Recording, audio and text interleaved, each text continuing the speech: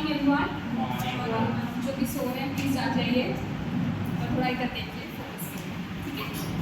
तो हमने last class में एक पोएम पढ़ी थी, उसका नाम था दी कोरल, राइट। तो आप सबको आई होप समझ आया था कि द कोरल का मतलब क्या था, why we talking about this poem और इसमें कौन कौन से कैरेक्टर्स हैं और वो क्या करते हैं, ठीक है। तो I would like any one of you to summarise. कोई रेडी है जिसको याद है कि हमने लास्ट क्लास में क्या पढ़ा था, आपको समराइज कर सकता है? Raise your hands if you know, if you remember anything. None of you?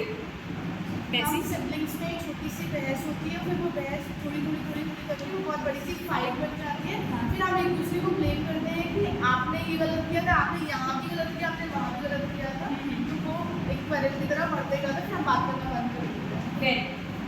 तो जैसा कि तहसीन ने कहा, यहाँ पे एलेनोर फर्जॉन की जो पोएम है वहाँ पे वो बात करती हैं कि कैसे उनके भाई के साथ लड़ाई हो जाती है और कैसे वो एक छोटी सी फाइट जो होती है, एक माइनर इनकन्वीनियंस, वो कैसे बाकी चीज़ों को एडअप होते होते बाकी सिचुएशंस को, बाकी चीज़ों को एडअप होते होते वो कैसे बड़ी हो जाती है, ठीक है। और फिर वो बात करना बंद कर देते हैं। स्टार्टिंग बहुत इजी होती है, जैसे हमने बताया स्टार्टिंग बहुत छोटी होती है, बट धीरे धीरे करके काफ़ी बड़ी। तो आज हम सेकंड स्टैंजा पे पहुँचेंगे। आज भी ये बात सेकंड स्टैंजा कि आगे क्या होता है। अभी जो फाइट हुई ना, उसके आगे क्या हुआ, okay. I read the lines and then I give you this, so any one of you can read it, okay. We hated one another. The afternoon turned black. Then suddenly my brother thumped me on the back and said, "Oh, come along. We can't go on all night." I was in the wrong, so he was in the right. ठीक है? कोई read करेगा with same kind of voice modulation, if not the same kind of voice modulation. Anyone? Shelly? Then suddenly my brother thumped me on the back and said, "Oh, come along. We cannot go on all night." I was in the wrong, so he was in the right. तो यहाँ पे जो Eleanor फर्जॉन है वो कहती है कि हमने जैसे बात करना बंद किया, हम स्टार्टेड हेटिंग वन अनदर, और उसके बाद उनको रियलाइज हुआ कि दी आफ्टरनून टर्न ब्लैक। तो क्या आफ्टरनून एक्चुअली लड़ाई करने के बाद ब्लैक हो गई होगी? क्या नहीं हुई होगी ना, राइट। तो आफ्टरनून जब ब्लैक होती है, मानसून सीजन में होती है, उसके बाद उनको रियलाइज हुआ कि दी आफ्टरनून टर्न ब्लैक। तो क्या आफ्टरनून एक्चुअली लड़ाई करने के बाद ब्लैक हो गई होगी? क्या नहीं हुई होगी ना, राइट। तो आफ्टरनून जब ब्लैक होती है, मानसून सीजन में होती है, राइट, होता है ना कि दिन में भी बादल छाए होते हैं, तो उस दिन कैसा फील होता है? Do we feel energetic? Do we feel like doing something productive? ऐसा लगता है ना कि बैठना है घर पे, आराम करना है, थोड़ा लेजी सा फील होता है। We don't feel like gelling up with others, right. Do we feel that way? We can have different opinions in this poetry, so it was Eleanor Furjons's opinion. We can have different opinions, right?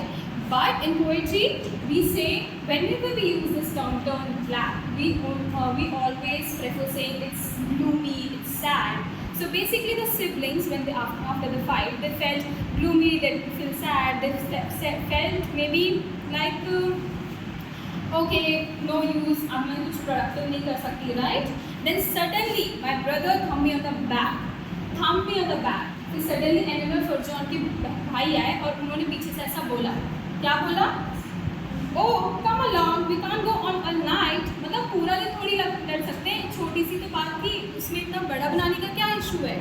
तो उसके बाद Eleanor फर्जॉन को बोला, ठीक है, कोई बात नहीं, I was in the wrong, so he was in the right. I was in the wrong. क्यों? स्टार्टिंग में अपने लास्ट उसमें क्या बोला था कि मैं सही हूँ, वो गलत है ना। यहाँ पे ऐसा क्यों बोला? क्यों? क्योंकि जो भाई है उन्होंने फर्स्ट स्टेप लिया, उन्होंने बोला ठीक है, आई एम सॉरी, ओके, अब तुम मान जाओ, इतना क्या कड़ा बनाना उसको। So he was in the right. यहाँ पे हमने काफ़ी सारे पोएटिक डिवाइसेस यूज़ किए हैं एलेनोर फर्जॉन ने, जैसे कि अगर हम बात करें starting lines of the stanza, The afternoon turned black. उस दिन एक्चुअली आफ्टरनून ब्लैक नहीं हुआ था, उस दिन क्या हुआ था? उनको ग्लूमी फील होने लगा अपने भाई से लड़ाई करने के बाद। So here she was comparing that day, the afternoon, with that feeling. तो यहाँ पे उन्होंने यूज़ क्या किया था? यूज़ किया मैं बोला? मेटाफर क्या बताया मैंने अभी?